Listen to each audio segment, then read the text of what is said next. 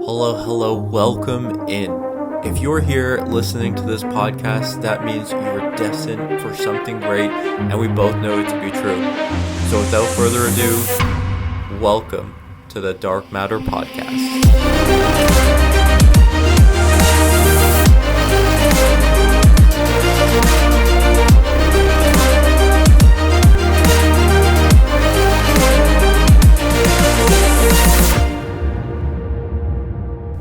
Hey y'all, really quick before we get into today's episode. If you're an online coach, creative entrepreneur, or you're looking to become one and you don't know where to start, we've got just the thing. We recently opened up Just Automate, which is a software that comes with everything you're going to need to know and use in the online space. We've got websites, we've got a CRM, we've got automations, we've got emails, and so much more. So click the first link in the show notes and we'll see you there. Hey y'all, welcome back to the podcast. So today I want to dive deeper into why I made the change into the title of the podcast. For most of us that know, some of the long time listeners, it was just dark matter for the longest time. And now, although it's still dark matter, it is now dark matter inside the mind of a conscious creator. I wanted to dive deeper into that today after a conversation I just recently had with my girlfriend, Jess. And it's just so interesting because a lot of us hear the term conscious creator. Some of us align with it. Some of us resonate with it. Some of us maybe see that for ourselves. Some of us maybe agree that maybe, hey, I'm a conscious creator, and some of us might not know what it means. And so to be a conscious creator, in my reasoning and my thought process as to why I changed the direction of the podcast or the title and these sorts of things, is because being a conscious creator means you're conscious, right? You're aware, you're socially aware, you're emotionally aware, you're financially aware, you're just there, you're aware, you're present, you're aware of what your branding does, you're aware of what your tonality does, you're aware of what it is that you're putting out there, the message that you're putting out there. And I think far too often we see, and especially now in today's day, where there's people starting businesses, people getting into coaching, people doing all of these things, trying to teach something to someone else, and they haven't really solved that for themselves. And so you have someone who maybe had gone through some trauma, who is really wrestling with some of that stuff, who maybe feels that they've done a lot of work to get out of some of the things that they felt before, but they still haven't healed to a point of being completely emotionally aware and available and healthy enough to be able to now give back to people and not get triggered. And I feel like this is such a big deal, because if you are still being triggered, if you're still wrestling with the things, then you really shouldn't be trying to help someone else who is also going through it. Because it's like that saying, hurt people, right? People that usually go out and hurt people and bully people and do those sorts of things are usually the people that get bullied themselves. Right? It's usually at home and these sorts of things. So you have a trauma coach really working towards helping someone with trauma, but they haven't resolved their own trauma. And so the perspectives, the information that is given, it's not from someone who has completely healed this. And it's not from someone who completely understands all the challenges, all the things, and is fully certified to talk about these things. And I really wanted to share this because going into this chapter of my life and business, as you guys know, I've partnered up with Jess in her business, Closal House, and now we're bringing in the software. We have the podcast coaching, we have the business coaching, and of course we have Just Automate as well, the new software that is available to everyone who wants to be an online coach or creative. Now, the reason I bring this up is because we had a good conversation the other day, and I talk about my experience, and you guys know from my experience, I did door-to-door sales. I was trained by Grant Cardone's team. Grant Cardone is one of the biggest legends in the sales game. There was a lot of newer guys as well, Jeremy Miner and some of these other guys. But Grant has always been the person. A lot of these other people that learn these techniques they're derivatives of what Grant teaches. Grant was the godfather, and he's, in my opinion, will always be. And so it's really interesting because for him, he talks a lot about how the money's in the follow up, and you really want to close the deal and you really want to help people understand it. And sometimes there's a little bit of persuasive language to get someone to commit now. Because at the end of the day, right, if someone shows interest in your product and then they get onto a call with you, they are looking to make a decision, but sometimes their nervous system kicks in and then they're not able to make the decision that we both know could be the best thing for you. And so we had a conversation, and I just felt like I needed to share this with you because I know I have a lot of entrepreneurs, a lot of coaches, a lot of online creatives, people that are looking to continue bringing value into people's lives and making an impact in someone's life. And so with my background in sales, it was very much like, I'm going to come knock on your door. I'm going to present something to you, and then I'm going to get you to close right here, right now. And so we're going to objection handle, we're going to do the dance, and then we're going to get you to do this right here, right now, because it makes the most sense. I don't make money if you don't close and you stay in your same situation. So it is a beneficial thing for all parties involved. But for some people, like the skill set, right? The skill set to be able to go to someone, present them with something that wasn't even on their radar today, and to get them to make a decision is a very strong skill set that obviously leads to a lot of confidence for me. I'm very confident wherever I go because I know I can present things to people. I can chat with people. I can go anywhere and have a conversation with someone now that I've mastered that skill of being able to present something to someone without them even being aware that this was going to happen today, and then also get them to make a decision. It's a very strong skill set. And Jess and I were going back and forth, and it was so interesting because one of the biggest lines that I used to use, and it's a truthful statement, but there is some persuasion on the outside looking in. And so what would happen is a lot of people, they would know, right? And if I just paint a picture, a lot of these people that we talk to were with the competitor. And the way that telecom works is you usually get locked in for a 1, 2, or 3 year deal. And at the end of that introductory deal, your prices skyrocket. It's the same anywhere you go. It doesn't matter what you're looking at. Every single telecom company, most of these new phone companies, there's an introductory price. And then after that, it goes to the full price. And so the people that we were talking to were with our competitor past their promotion, paying 2 or 3 times what a new customer with the same company would get. And so we would go to people that are paying $300 or $400 for their service, sometimes for months or years because their contract expired. And we would come in giving them the same or better services with a competitor, but in the new deals, right? The new customer deals, which sometimes could take their bill from $400 a month down to $100. And when you're hearing this, of course, it's such a no-brainer. But when you're talking to someone that isn't comfortable with making decisions on the spot, when they weren't expecting you, right? When they have kids and the kids are running around and they're making dinner and they're planning for something, who knows what is going on in their individual lives, right?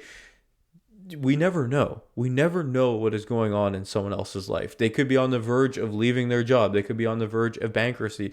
They could be fighting with their partner because something is going on that's so tragic and emotional. They could be going through some stuff with their family, or things could be the complete opposite and they could be feeling so good and so happy. You just never know.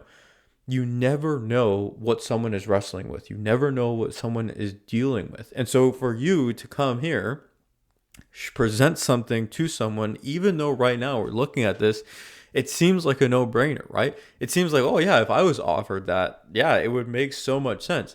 But then put yourself in that position. You know, some of us here listening to this have people come to the door And when people do come to our door, it's, oh, here's another door-to-door salesman, or we see them in the neighborhood and immediately you get stressed, right? Like you get anxious. You pray that this person doesn't come to your door. You pray. I used to do it.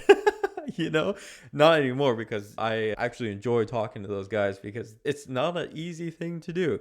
And sometimes even just chatting with them just to understand what they're doing or even offer some pointers and things like that just becomes fun. Anyhow, to this same point, you never know what people are wrestling with. And so if you go to someone's house and they were not expecting you to be there, they're not expecting to make a decision, it might or may not be something that is on their mind at all. Now you're here in front of them like, hey, I'm going to save you all this money and going to get you better services, but you have to make a decision right now. And you just wait for the objections to come up. There's so many things that you're battling.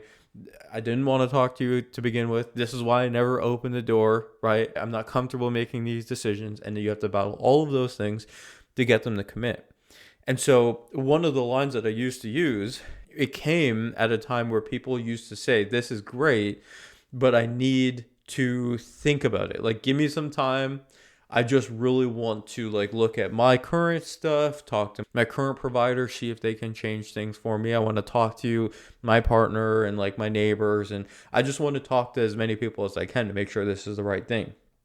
And so what I would say in the event where someone is wanting to wait for it, what I would say is, hey, absolutely. I completely agree that making a rash decision on something like this doesn't make sense, and I don't want to make you feel bad. But at the end of the day, I know you're a busy person. I know you work hard every single day. I know you've got little ones running around. I know you got food to prepare, projects that you're working on. You might even be doing things outside of this. So I know that this is probably not going to be at the top of that to-do list. If anything, the worst thing that we can do is keep adding things to that long list of things on that to-do list. So allow me to be of service to you. Allow us to just take an extra 5 minutes, weigh the pros and cons, and make a decision. Whether it's yes or no, it's completely fine. But at the end of the day, the fact of the reality is you have all of the necessary information. You have all of the facts in front of you to make an educated decision on this. So rather than just adding this, let's go ahead and make a decision. This is your current bill. This is what you've been paying for the last couple of months. These are your services. This is what we're offering. All we're doing is within the next 2 weeks, we're going to have someone come. They're just going to set up the lines. Nothing changes except for the amount that you pay on the bill, and you might notice the internet's a little faster. All I need is some basic information, and we go ahead and get started. And that actually got me a lot of deals because it's true, right? People are busy. People don't want to just sit here waiting for it. But again, because they're not expecting it, because they're not expecting to make a decision like this, and some people don't like to make decisions like this. But this is how I got a lot of happy customers. Don't get me wrong. People that switched, they would still follow up with me.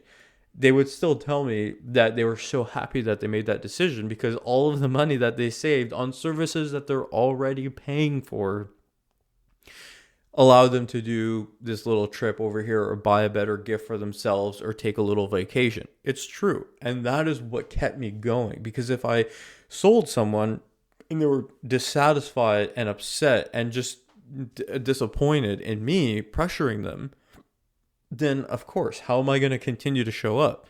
But it was ethically and morally responsible. That's what made me feel good. And then when I seen the response of them, even months after they've already committed to me, then it made me, again, continue to feel good about it. But now you take that and you go into the online space, right? We take the same thing and we go into the online space. And although we all should know that what we provide to people is of benefit, is of use, is of great service, we can actually change people's lives. We can actually be the change that they're wanting, that they yearn for. We can do it. And if you don't believe that you can, you shouldn't be coaching or putting yourself in a position to help people. because now you're just messing it up for everyone else that truly can do it. So if you do believe that you can help people, you're doing them a disservice by not closing them. If someone's wrestling with their mindset and they have inconsistent habits and they're really upset with their life and they're just really disappointed with where they've come, and you have a game plan, a roadmap to help any individual, no matter their situation, better their life by teaching them performance habits, goal setting, and just how to build the right systems so they can move forward day by day incrementally so they can become a better person in the long game. If you have that system and you see someone that is wrestling with the same things that you are 100% confident you can help with, you not closing them would be doing them a genuine disservice, because if you don't close them, nothing in their life changes. If you do not close them, you cannot help them. If you cannot help them, then they will not change anything about their situation. Therefore, you just wasted their time. That is how serious we should be looking at this. Do you want to help people, or do you want to waste their time? This is the mindset that I had for a long time. Because at the end of the day, if I know I can help you, you getting off this call and not making a decision leaves us both at a loss, right? And here's the interesting piece to it. There are so many coaches, creatives, sales professionals that know money's in the follow-up. It's all about the objection handling. Nobody's really primed and ready to make a decision. People just are here doing these things and they want to chat with people, but they're not really ready to commit. And so you hear this, right? You see all of these people that you follow on social about sales, and they're talking about how you need to objection handle, you need to do these things. But what if this is the reason that people are so disconnected? What if the objection handles and us pressuring people into making a decision are the reasons that people fall off? Because I have spent the last 5 years of my life being entirely self-employed. A couple of those years were doing door-to-door. And when I was promoted to a sales manager, I was mentoring people. And I poured so much time and energy into these people who eventually just recognized that they couldn't do it. And they just went to go get a regular job or went back to school. Then when I got into business and marketing coaching, I spent so much time working with people that lacked the belief in themselves, that lacked the confidence in themselves, that just weren't ready. Their nervous systems were shot. They just weren't the people they needed to be to truly take advantage of the information. And it's interesting, and I've said this before on a podcast, how do you have a process where some people can go through it and make $50K a month, and some people go through it and never enroll a single client in a year? It is the person. It is the people. And I think this is what I really had at the forefront of my mind when it comes to being a conscious creator. Because a conscious creator isn't someone that objection handles till they're blue in the face. A conscious creator is someone that understands people and understands the type of individuals that they want to work with. And by building a business that is so reliant on sales, it is so reliant on being able to get someone to convert right here, right now, and like talking about the cost of not closing and all this money that we're leaving on the table and all of this stuff, it just comes from a very lack mentality. And the real way to be a conscious creator is to be free, is to provide people information and give them the agency that they need to make the decision. And I think it's such a perspective shift for me because, of course, there's no objection that I can't handle. And I've said this before, you guys know. It doesn't matter what objection you throw at me. You're not interested. You never make decisions on the spot. You got to talk to your wife. You got to talk to your current provider. It doesn't matter. You throw anything at me and I can handle it in 5 different ways. But the thing is, what that leads to by me closing this person who has all of these objections, what that leads to is someone not actually taking advantage of the information. We get into this state of I need to close people because I need money. And yes, we do this thing of, I know I can help people, but I can only help people if I make money, and I can't make money if I don't close them. It's just this circle where now it's like you compromise your own standards to get someone in who may or may not be ready. And it just takes me back because I actually had talked to someone a couple of months ago. And it was just so interesting because this person was like, hey, I'm very interested in the software that you have. I've been following your journey for a little while. I love what you've pivoted into. I'm very interested in jumping in. And so I was like, cool. So I had a conversation with them and they're just super interested. They're like, awesome. So how do I go ahead and move forward? I just send them the website. You can go here and you can go ahead and purchase there. And if there's any questions, you just let me know. And so for me, I'm just thinking, okay, cool. I over delivered. They are very comfortable and confident with what I've articulated in terms of what I deliver to them. They're comfortable and confident with what it is that I actually provide and if this is the right move for them. Everything checked all of the boxes, but then they decided still not to purchase. And so in my head, in my heart, in my mind, this is the thing with humans. We fall to the level of our systems. And so I want to follow up. Hey, just checking in. How's things going? Did you have any additional questions for me? Was there anything that you're still wrestling with? And I want to do these things, right? And then there's a part of me that knows that this is what I need to do because this is how I've created success. This is what I've done. This is what I know. But then there's a small part of me that has now grown to recognize that this is not how I want to run my business. This is not the only way to do this. We know what we know. We see what we see. Our awareness is the things that are around us that we are aware of. And for a lot of the people that follow these sales professionals who are all about follow up and objection handle and do all these things and pressure people because it makes sense and you got to make money because if you don't make money then you're going to fail and all of this hard stuff.